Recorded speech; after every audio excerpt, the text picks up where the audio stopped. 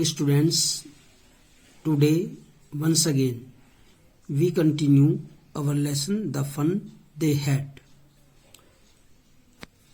A man is not smart enough. मार्गी कहती है, क्या एक व्यक्ति इतना निपुण होता था कि वह पूरी कक्षा को पढ़ा सकता है? Sure, he is my father knows as much as my teacher. यकीनन वह ऐसा ही होता था. मेरे पिताजी ऐसे अध्यापक के बारे में जानते हैं. He knows almost as much I batch का. वह जानते हैं इस बारे में अच्छे प्रकार से. इसके बारे में मैं शर्त लगा सकता हूं. Margie was not prepared to dispute that. Margie इस विषय में कोई तर्क नहीं करना चाहती थी, कोई झगड़ा नहीं करना चाहती थी. शी सेड, उसने कहा, I would not want a strange man in my house to teach me. और मैं ये नहीं चाहूंगी कि मेरे घर में कोई अजीब व्यक्ति आए और मुझे पढ़ाए. Tommy screamed with laughter. Tommy चिल्लाया और जोर से हंस पड़ा. You do not know much. आप कुछ ज्यादा नहीं जानती हो मार्गी. The teacher did not live in the house. उस समय के टीचर्स घरों में नहीं रहते थे, न ही घरों में पढ़ाने के लिए आते थे. They had a special building. वो एक बड़ी सी स्पेशल बिल्डिंग में जाते थे. And all the kids went there. और सभी बच्चे भी वहीं पर जाते थे, जिसे स्कूल कहते थे. And all the kids learn the same thing. और सभी बच्चे वही सीखते थे जो और अन्य बच्चे सीखते थे. यानी कि एक दिन में एक टीचर सभी बच्चों को एक सी ही चीज सिखाता था. Sure, if they were the same age. यकीनन क्या वे एक ही उम्र के थे. But my mother says a teacher has to be adjusted. लेकिन मेरी माताजी कहती हैं कि एक अध्यापक इसके लिए एक समायोजन कर लेता था. To fit the mind of each boy and girl. प्रत्येक लड़के और लड़की के मस्तिष्क को एक स्टेज पर लाने के लिए, ताकि वे समान रूप से समान चीजों को सीख सकें. It teaches and that each kid has to be loved differently. और इस तरह से प्रत्येक बालक अलग चीजों को नहीं बल्कि समान चीजों को सीखते थे, अलग अलग होने के बावजूद भी. Just the same they did not do it. और इसी तरह से वे ऐसा नहीं करते थे जैसा इस समय हम अब करते हैं. दैट वे देन, जैसा कि वे करते थे. अर्थात कहने का अभिप्राय यह है कि हम जिस तरह से अब सीखते हैं ऐसे उस समय के बालक नहीं सीखते थे. वे सभी एक ही कक्षा में बैठकर एक ही अध्यापक से समान चीजों को सीखते थे. If you do not like it. क्या तुम इसे पसंद करोगी? You do not have to read the book. और क्या तुम्हें ये किताब पढ़ना अच्छा लगेगा? आई डू नॉट से I do not like it. मैं ऐसा नहीं कह सकती और न ही मैं इसे पसंद कर सकती. मार्गी सैड क्विकली. मार्गी ने यह बात स्पष्ट रूप से कही. She wanted to read about those funny schools. वह चाहती थी उन हास्यास्पद स्कूलों के बारे में कुछ और पढ़ना. They were not even half finished when Margie's mother called Margie school.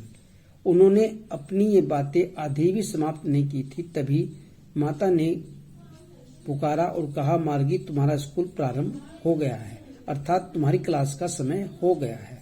मार्गी लुक्ड अप. मार्गी ने देखा. Not yet mama. अभी नहीं हुआ है मम्मा. Now said Mr.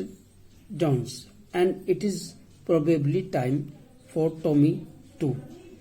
अभी मिसेज जोन्स कहती हैं और संभवतः टॉमी का भी समय हो चुका है. मार्गी said to Tommy. मार्गी ने टॉमी से कहा, can I read the book some more with you after school. क्या मैं कोई किताब पढ़ सकती हूँ ऐसी जो उस स्कूल के बारे में हो? मे भी, संभव है. He said nonchalantly. He walked away whistling. उसने अनिच्छापूर्वक कहा और वह सीटी बजाता हुआ बाहर चला गया।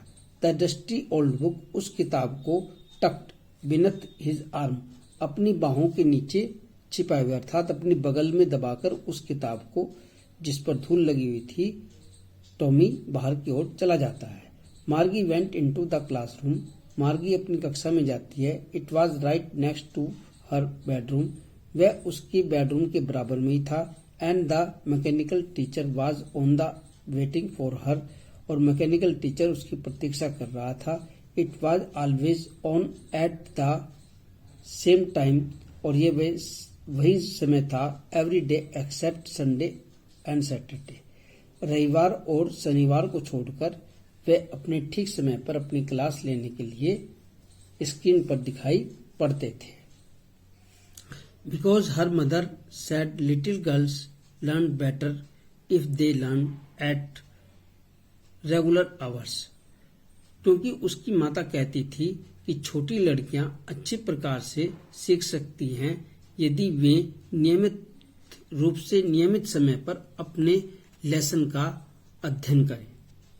The screen was light up, screen दिखाई देने लगी थी। एंड इट सेड, और उसने कहा today's arithmetic lesson is on the addition of proper. Arithmetic का आज लेसन है और आज इसमें हम उचित अंशों को जोड़ना सीखेंगे। Please insert yesterday's homework in the proper slot, कृपया कल के कार्य को अपने स्लॉट में डालिए। Margie did so with a sign, Margie ने ऐसा ही किया और एक साइन किया। She was thinking about the old schools they had when her grandmothers grandfathers grandfather was a little boy, वह उन स्कूलों के बारे में सोच रही थी जब उसके दादाजी के दादाजी छोटे बालक थे। All the kids from the whole neighbourhood came laughing and shouting, और सभी बच्चे आस पड़ोस के हंसते हुए और चिल्लाते हुए आते थे। In the school yard, school के प्रांगण में। Sitting together in the school room, और अब स्कूल रूम के कमरों में एक साथ बैठते थे। Going home together at the end of the day, और दिन के अवसान पर, दिन समाप्त होने पर फिर अपने घरों को एक साथ जाते थे। They learn the same things so, वे एक दिन में एक रूप से ही समान रूप से अध्ययन करते थे।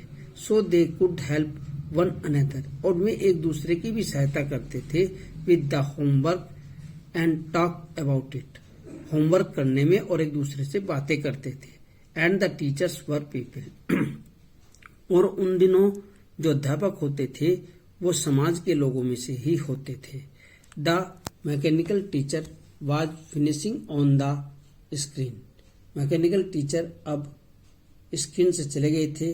When we add fraction 1/2 and 1/4, और इस तरह से मैकेनिकल टीचर उसे अंशों को जोड़ना सिखाने लगे।